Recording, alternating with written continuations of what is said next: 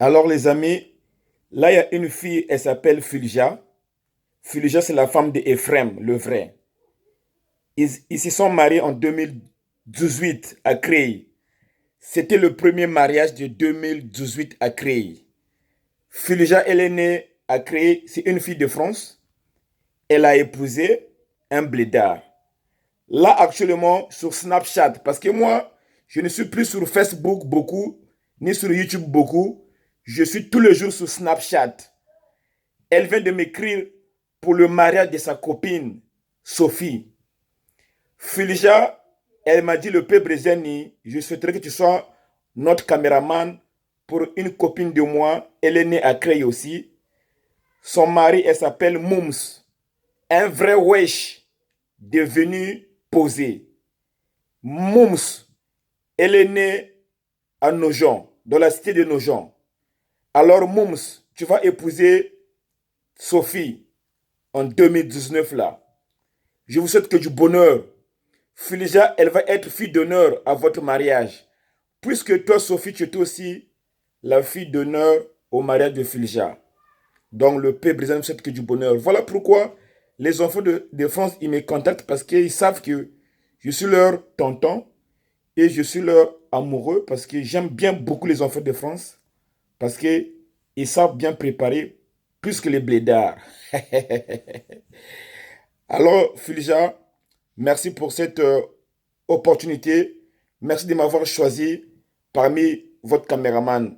Je viendrai, on va snapper ensemble, on va faire le buzz, on va s'amuser. Alors, j'allais dire aussi, il y a une fille qui s'appelle Olivia. Elle est née à l'hôpital de Cergy, Olivia. Elle, elle a choisi un blédard. Et le blédard, là, il habite en Afrique, au Cameroun. Donc, récemment, cet été, ils sont fait connaissance au Snap. Et la fille, elle est partie en décembre au Cameroun pour un mariage coutumier. Et là, elle est tombée enceinte. Alors, Olivia, tu prétends être enceinte actuellement de ton blédard qui est au Cameroun. Tu es venu m'écrire sur Snapchat pour votre mariage en 2019. Est-ce que vraiment, Olivia, ça va rester longtemps?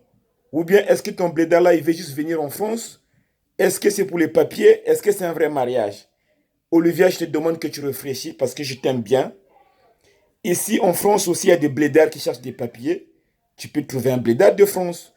Qu'est d'aller au Cameroun, trouver un blédard, la faire venir en France. Imagine s'il fuit, s'il te laisse avec le bébé. C'est ça les convenances, Olivia. Moi, j'aime bien, je veux bien venir vous filmer. Mais j'ai beaucoup filmé aussi de mariage. Ça n'a pas resté longtemps. Si je monte, je me punis. J'ai beaucoup filmé de mariage. 2 mois après, c'est fini. 2 semaines, c'est fini. 4 mois, c'est fini.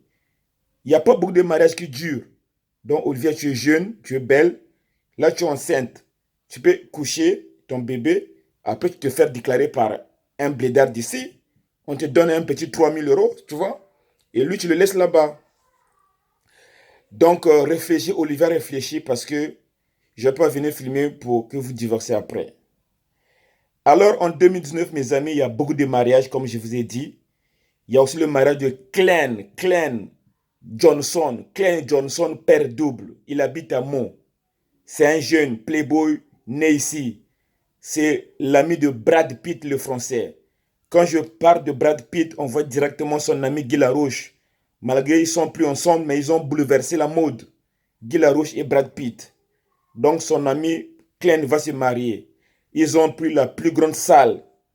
9 000 euros ils ont payé. Sa femme, elle est née aussi à l'hôpital de Meaux avec Clan. Ils ont des jumeaux. Ils ont pris le P brésilien pour leur caméraman pour faire de belles images. Clan Johnson, bravo parce que tu me l'avais dit en 2018. Et là, c'est confirmé, votre mariage, ça va être lieu. Donc, Clan, il promet fort, il y aura des surprises. Il y aura aussi bar à bonbons. Parce que le blédard, quand il se marie, il n'y a pas de bar à bonbons dans vos mariages. J'ai jamais vu un bar à bonbons dans le mariage de blédard. Mais dans le mariage de Clan, il y aura un bar à bonbons. C'est ça la différence entre les blédards et les Françaises et les Français.